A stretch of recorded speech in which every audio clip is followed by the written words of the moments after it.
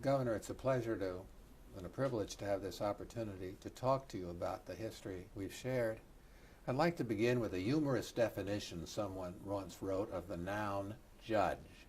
The definition was a lawyer who knew the governor. That was true of most of the judges your predecessors appointed, but not true of you. You changed it. Why? Why did you want to change it? Well, if you think that the executive branch or the legislative branch is going to protect your rights, you got another thought coming. It'll only come from the judicial, and I started getting involved in trial court reform, and of course reform is the eyes of the beholder, and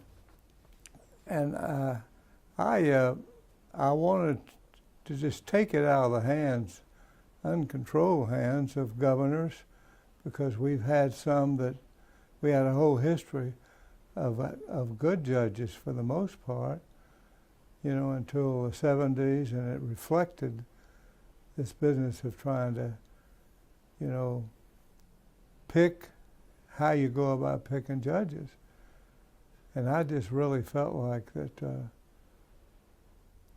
I wanted to take it out of the hands of politics to the extent one can. And your predecessor, in his last month in office as a lame duck, appointed a Supreme Court justice over the vehement objections of the Florida bar, which had reason to believe the man was unethical. Did that particular instance have anything to do with your timing in the case? No, it didn't, because I really started. Two dear friends, Chesterfield Smith and Stephen C. O'Connell, got me involved in judicial reform my first session, 1959. And so I had really been working to improve the system, including merit selection and merit retention. So it wasn't anything that was timing, and we had enough problems with some judges and justices, of which you are eminently qualified for writing an excellent book on those days in the 70s. So I go back so far, and the Florida bar has got a great record in trying to reform the judicial system. And so they just all came together, and the timing is right. But Martin, in 1970, the day that I got elected governor, and my predecessor, Governor Claude Kirk, went out of office, both of us were in favor of an amendment that, by and large, I just about wrote. No one thought it was going anywhere, so they didn't pay much attention to me. And so it was a case of really just the timing was right, but then by and large, the judges defeated the 1970 one because they didn't want to make a bunch of inferior court judges, higher judges, and so it was a fight constantly, frankly, for almost 20 years. I spent more time on trying to reform the judicial. We had 15 or 16 different courts of varying jurisdiction. And back when the days, this was being the 50s, 40s and 50s, we didn't have any really civil rules on the state level of any consequence. And so it was, a lawyer could lose his case by filing it in the wrong court. And that did happen then. And so I was committed at every stage and every opportunity, and we were fortunate to be able to do what we did, and there were an awful lot of people involved, but the Florida bar has got an excellent record of going back and trying to make some adjustments. The 1970 amendment you wrote that did not pass contained a provision allowing the legislature, if it so wished, to establish nominating commissions. But unlike the 1972 provision, it did not require nominating commissions. Now, the people listening to this, watching this, may want to know what the nominating commissions were. And as you set them up by executive order initially, and is that on vacancies. right, on vacancies, so the people, when a judge would die in office or retire during his term or her term, giving you the opportunity to make an appointment. You would appoint 3 members to each commission. Each commission had 9 members. You appointed 3. The Florida Bar's Board of Governors appointed 3.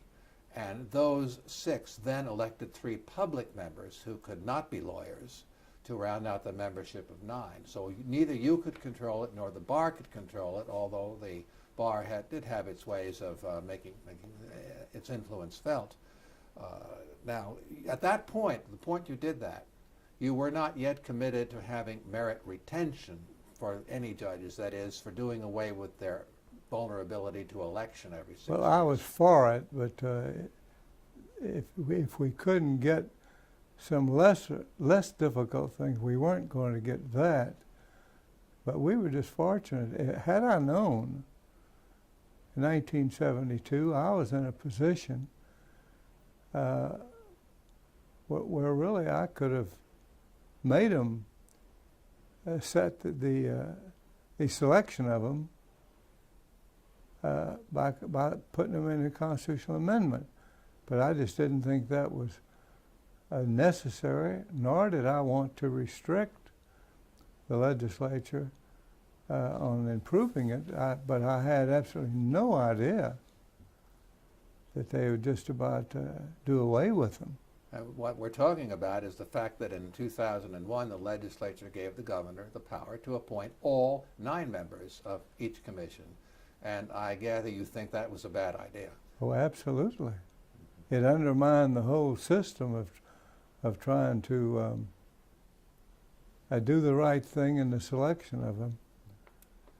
Now, between 1972 and 1976, when the legislature, with your support, put the amendment on the ballot to do away with electing Supreme Court justices and judges of the district courts of appeal, a number of things had happened. What made it possible to do in 1976 what you did not think you could do in 1972? Well, because I was in a stronger position politically to do it, and that's, but we didn't know what would happen because people have made it clear, citizens of Florida, that they didn't want merit selection, and let alone merit retention. They didn't want that to be taken away from them, and so we saw this as an opportunity to get it at least on the appellate level. And the Senator Phil Lewis was a leader that I worked with in trying to put on the ballot, and then we spent some time campaigning for judicial reform. Well, it passed overwhelmingly by almost a 3-to-1 vote, if I But you recall see, correctly. there was people wanted to keep their county judges, you know, and I wasn't so totally opposed to keeping the county judges as I was to eventually requiring them to be lawyers. And so there were a lot of dynamics going on that basically worked in our favor. And the fact that people weren't that concerned about the judges and the appellate judges, because they're not confined to a county. District Court of Appeal, that's one thing, but you may have one district composed of a county, but by and large, they're a little more separated from people remembering that the county judge was a guy you went to get your marriage license, you went to get your driver's license, and they felt close to him. Well, it's true. No citizen, unless he or she happens to be a lawyer, is likely to ever have any contact, direct contact, with either a Supreme Court justice or a judge of one of the 5 district courts of appeal. But they do see their circuit judges and their county judges in civic clubs, at PTA meetings and whatever, and then they read about them in the news all the time. That's correct. That's correct. Do you think it will ever be possible in Florida to get merit retention at the trial court level? Or Yes. I don't know that you will get merit selection, because they still will have that feeling about that. But Florida is not the Florida that you and I came along in, and so people aren't used to really electing. A lot of the election of them have been sort of been foreign to the system until some element in the progressive movement started electing them, and now you have a good many states that have it, and yet the people of Florida have made it clear 3 different elections, that they didn't want to lose that ability to hold on to some locality, and I think that once it showed that I was sincere in trying to remove a lot of power from me. I wasn't that interested in it. What I was interested in was to improve the judicial system.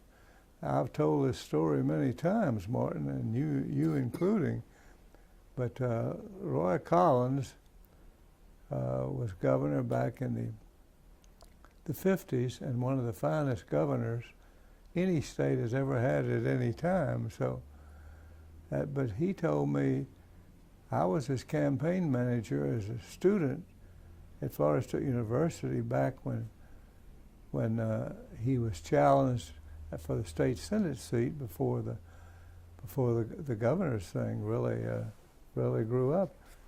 And so he told me, he said, Reubin, one of the most important considerations is how you can judge the quality of judges is a quality that the governor seeks when he appoints, and so it was really wanting to free up the system, and of course I worried a lot about it. I worried that your judicial nominating commissions might become dominated by your large law firms, and sometimes that has showed up, but by and large, I thought the system was working well for 30 years, and I didn't want to try to make my decision in the case of vacancies where I could do it. I didn't want to make my decisions based on ideology, And you didn't, as I recall, you scarcely knew any of the people that you appointed to the Supreme Court, or to many of the other judgeships. There was rarely, over those 30 years, any reason for anyone to say that these people weren't qualified. The question arose, as you mentioned, that sometimes that the large law firms seemed to be disproportionately represented, but the fact is the people that were nominated were qualified. Now, fast forward, you've got a situation where whoever is elected governor in 2014 will be replacing 4 justices of the Supreme Court who will reach mandatory retirement on account of age. And that governor will also appoint nearly a majority of the next Constitution Revision Commission, which could, if it chose, put the nominating commissions back to the degree of independence you gave them. In your way of thinking, should this be an important issue for people to talk about when they decide who should be elected governor in 2014? Yes, use an example of our experience with some of them that were appointed who didn't quite meet the standards we particularly wanted. I just think that the judicial branch should remain, to the extent possible, non-politically. Your executive branch, since early on in our republic, became partisan, and between the legislative and the executive, they have enough time, enough authority, and I just didn't want that system to change because I just feel strongly that for a democracy to work, you've got to have, in my opinion, independent, honest, competent judge and justices, and people don't follow as much the appellate judges, that is your district courts of appeal and the Supreme Court justices. They don't follow them as closely, and I think are quite willing to give them the benefit of the doubt in terms of their judicial nominating commissions nominating them. And I was very pleased, and it took a little encouragement during the time that I was governor. I know that I appeared before their meetings of the combined judicial nominating commission's members when they met. I remember they met in Tampa, as I recall, and I told them that I had been careful to avoid either letting my people or me personally involve myself in the appearance of politics or otherwise, and it worked. And so there was a little change, but the dichotomy between the judicial branch and within the judicial branch, where people just wanted to hold on to their feeling of county judges. And that, who is to say who's right in this world, Martin? I've never maintained that. Well, the system that was voted in by the voters in 1976 provides, as you know, that judges of the district courts of appeals and the Supreme Court, that is the courts of last resort, will not be elected in traditional ways. They will all be appointed through the merit selection process you established.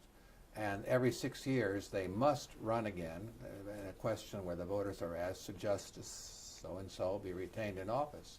Now this year, there is a campaign underway to try to get 3 justices defeated because of opinions they wrote. What do you think of that? Well, I think the people reserve that right, you know, and the difficult thing for me is that the efforts have been made have always been thoroughly political, and so I don't believe that they should go in and undermine the system. And I told my key advisors, stay away from judicial appointments. I put it in the hands of the general counsel, and I said, anybody in this office that wants to try to think they can pull strings from the office, they're just wrong. Come see me, and I'll straighten them out, because I worked too hard to improve the system, and I wasn't going to let anybody undermine it. In fact, we had one county where they sent me 3 names, and 2 of them weren't interested at all in it. You know, and so I just said, I declared that it was unconstitutionally constituted, and people respected that. In the election this year, with Justices Perrienti and Lewis and Quince on the ballot, and a campaign underway to for people trying to solicit a no vote, will you be voting to retain them? Oh, absolutely. Right. Absolutely, because without expressing any opinion of the judges that aren't up for a merit selection, I mean, I would rather trust the merit retention process than any other. Where do we go from here? I mean, you know, we appointed judges for life on the federal system, and I just feel strongly that, well, I'm going to tell you a little story about an old, in the West, a judge Mostly we've tried criminal cases, but this is an exception in a civil case. And before he started the trial, he said, I want to make something clear right now. And he said, I've accepted $15,000 to rule in the plaintiff's favor and $10,000 to rule in the defendant's. And I want you to know that I'm giving the plaintiff $5,000 back, and this is going to be a fair trial, you know. And you know, so this business of lawyers forming the nucleus of funding campaigns, I mean, it is not healthy, you know. And judges shouldn't be put in a position of saying, "Okay, you're going to have a campaign run against you," you know. But at the same time, you can't fight back, is what it really amounts to. There's another issue on the ballot this year, a constitutional amendment put there by the legislature as a compromise version of a proposal that many people felt would have destroyed the Supreme Court by splitting it into two parts. What goes on the ballot, what is on the ballot in November, provides two things. One is that the legislature could, by simple majority vote, unlike the supermajority now required, set aside any rule of court procedure adopted by the Supreme Court. The other provision says that even when the governor nominates someone recommended by a nominating commission for the Supreme Court, the Senate would have the opportunity to vote that person down. Those are two provisions of one amendment. What do you think of that amendment? I don't think well of it at all on both issues. Do you want to elaborate what you see wrong with it? Well, we're so used to having Senate confirmation, you know, on the federal level. And I personally think that you ought to let that system go, that's a sufficient check. Sometimes more, even that isn't very good sometimes when you have a lot of bias that's demonstrated. And it always worried me when you want to put a person on the Supreme Court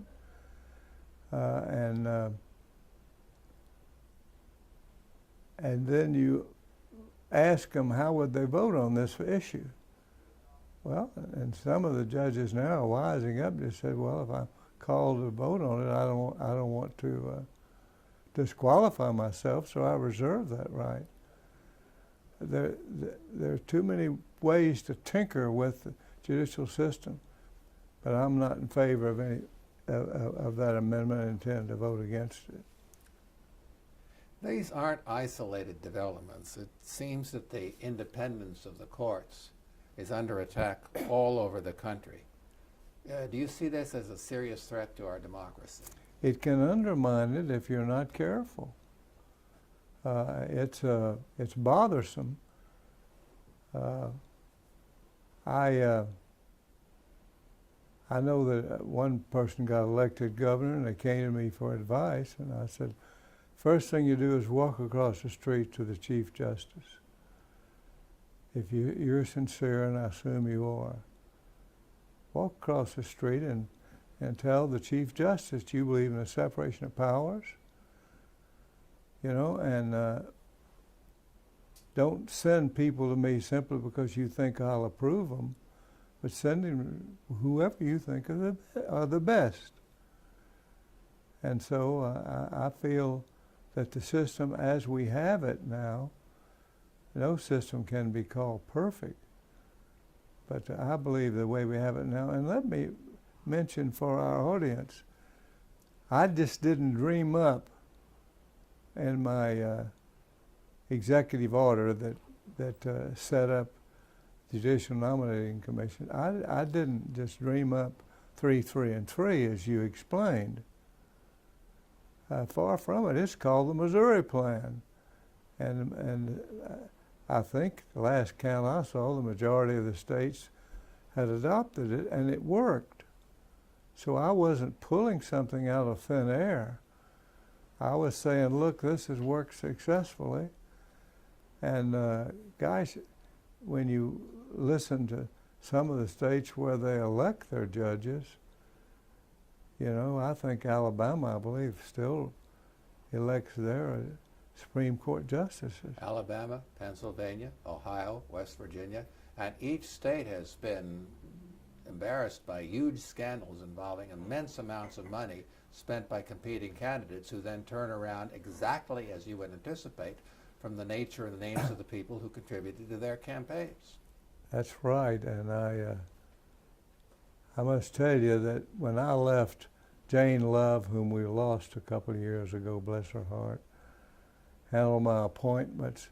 She really kept fingers away from getting into the pie for me, because I told them, please don't let anybody influence you. That's not your job. You coordinate the input, and we'll let the commissioners alone. And she said, by the way, we were going out of office. She said, by the way, how many appointments do you think you made? All kinds of appointments. I said, Jane, I have no idea. She says, 14,000. And so I've told people, and they start fooling around. I said, wait a minute. You've got enough to do to take care of doing a good job with the other non-judicial. So please leave it alone. In fact, if you mess around with this, you won't work for me very long. And I never had any problem with anyone in my office that I know of. Now, some of these guys get together and laugh about what I didn't know. That may be possible, but the fact of the matter is, I meant what I said, and they believed me. One last question. You've mentioned the independence of the judiciary. Do you think that the American people care enough about that? And if they don't, why should they care? Well, I think they do. I think they want an independent judiciary, because what's happening is now the people fuss about the United States Supreme Court, for instance. You know, and sometimes as a practicing lawyer, over 50 years at one time, I mean, I say sometimes there's enough to make you worry about it. But the fact of the matter is, politics can get involved in the strangest places. And what I want to see is, I want to see an independent judiciary that stays independent. And while you disagree with the decisions, accept the overall greater reality, you know, that that is still the best system. If you're against a system of merit retention, say on appellate judges, well, if you do away with it, where do you go from there? Do you go back to electing them that produced the problems that encouraged the Florida bar for years to try to take them out of politics? Far from it. You know, and if it's not broke, don't fix it. And this is a good example of the judicial system at the time, the 3-3-3, that wasn't broken, but they fixed it. But they fixed it in a way that I think undermines the system. And it would be necessary for someone to put it back. Governor, I thank you very much for the opportunity to talk to you about this, and through you to talk to the people of Florida about this. It's my congratulations on what you did to bring this all about. Thank you so much. Well, I thank you very much, and I hope that we'll someday be able to restore the original system that's worked so well in Florida. There was never any showing that it wasn't working. But what bothered me, and I'll try to get off this because I know this is timed, what bothers me is not that someone even organized opposition. It's the basis on which they do it. They pick out one opinion, you know, just like a guy told me one time, when I was running for re-election in my second term in the House of Representatives, and he said, well, I'm not going to vote for you again. I said, my goodness, why? He said, you voted for that bill. It requires us to put our headlights on on the safe side. And I said, well, what did you think about that other 10,000 I voted? He said, I could care less.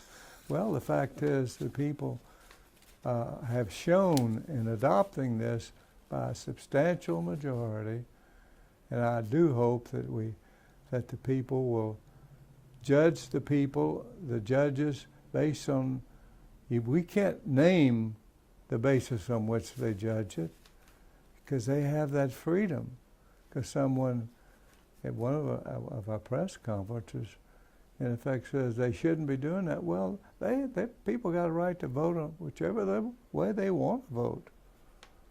But ultimately, for the system and a democracy to work properly, it should be an intelligent vote, and I just hope that we not only can keep these judges who've done a good job, and the decision some people might not have liked, I'd say look at the broad picture.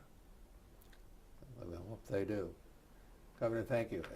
Anybody have a question we'd like to throw in? Will we still have the camera available? Yeah, I would just, it's been excellent, but I'd like the point to be made that as evidence of the fact that the system works compared to the scandals in the early 70s is Parenti, Lewis, Quince, they're all independent, highly qualified, and high character and integrity, and this is the kind of justice you get under the system that you've instituted, as compared to the political hacks that were on the court under the old system. We can certainly ask that question and have it reinserted in the tape wherever it fits. But Governor, let me ask you this: Does since in the years since merit selection and retention applied to the appellate bench, the courts of last resort, has there been any member of the Supreme Court whose conduct as a justice since 1976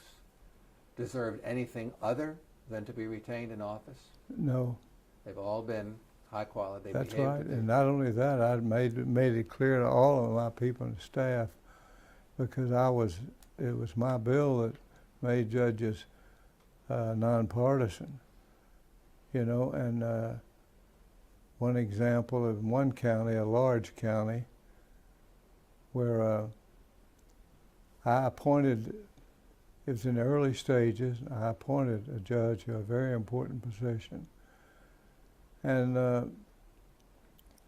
when the nomination was announced, one of the ones that lost was a very good friend of mine, and played an important role in the campaign.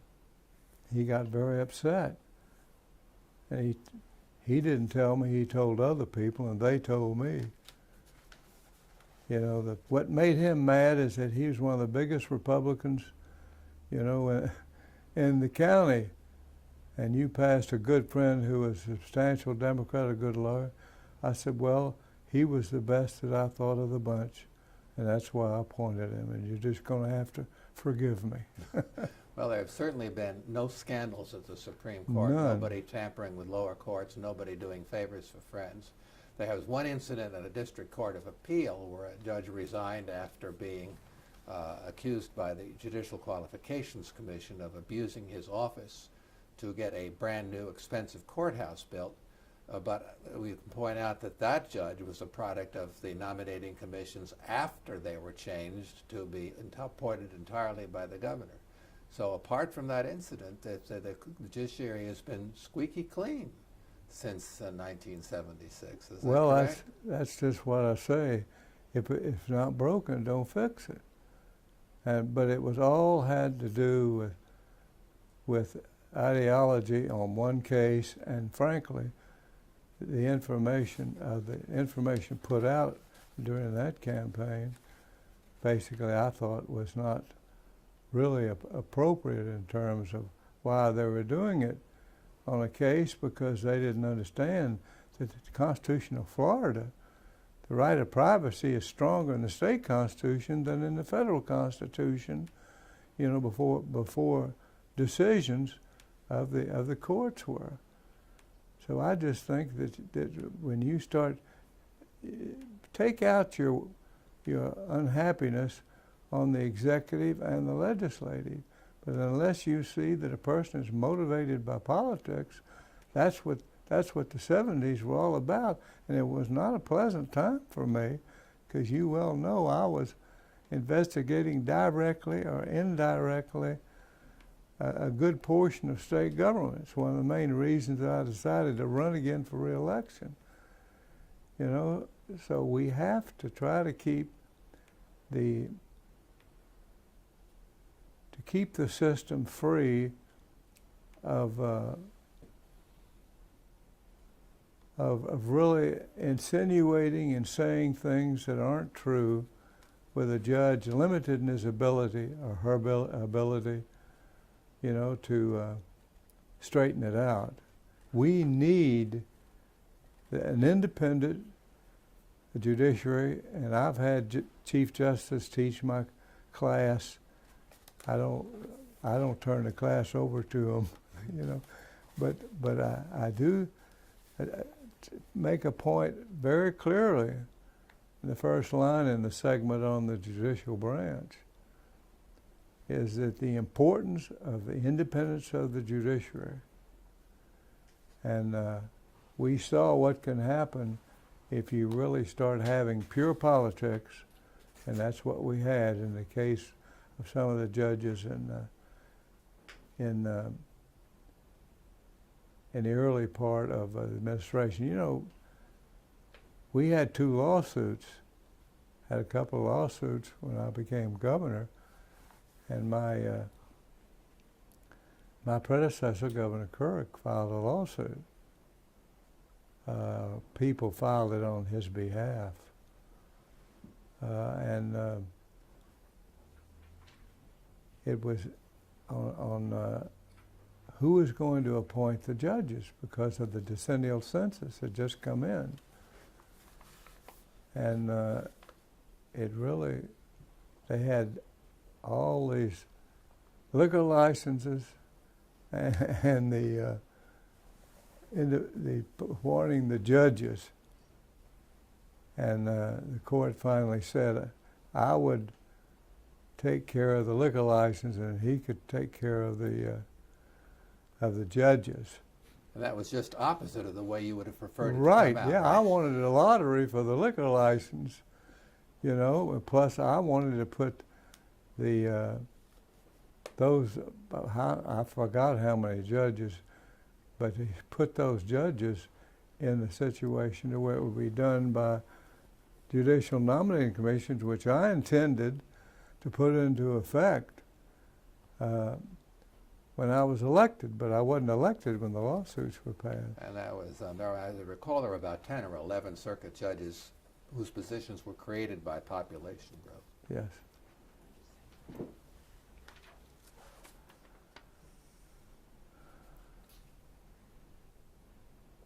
I think you've made that, has he not made that point already? I think we can rephrase it if you like. Yeah. What you're saying, this is the word.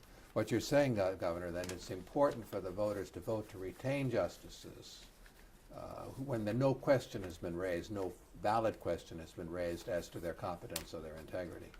That's correct.